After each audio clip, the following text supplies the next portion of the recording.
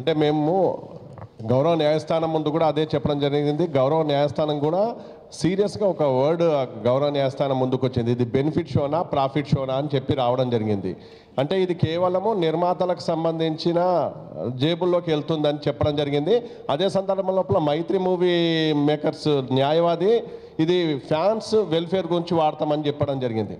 ఆ fans welfare గురించి వాడాలని అని అనుకుంటే ఈరోజు మేము చెప్పేది ఏంటంటే ఈ 800 రూపాయలకు సంబంధించి ఎంత కలెక్ట్ అయిందనే దాని గురించి హైకోర్టుకు లెక్కలు చెప్పాల్సి ఉంటుంది.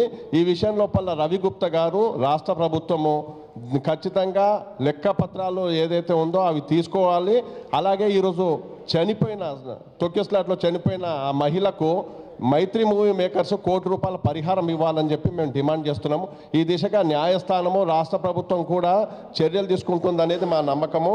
అలాగే ఈ 800 బెనిఫిట్ షోకి సంబంధించి ఏదైతే ఇది టికెట్ రేట్ ఉంటుందో ఆ టికెట్ రేట్ వరకు మాత్రమే అటు ఎగ్జిబిటర్స్కు ప్రొడ్యూసర్కు వెళ్ళి రిమైనింగ్ ప్రాఫిట్ ఏదైతే ఉంటుందో అది తెలంగాణ సీఎం రిలీఫ్ ఫండ్కు ట్రాన్స్ఫర్ చేయాలని ఆ దిశగా హైకోర్టు దృష్టికి కూడా మేము తీసుకొని రావడం జరుగుతుంది.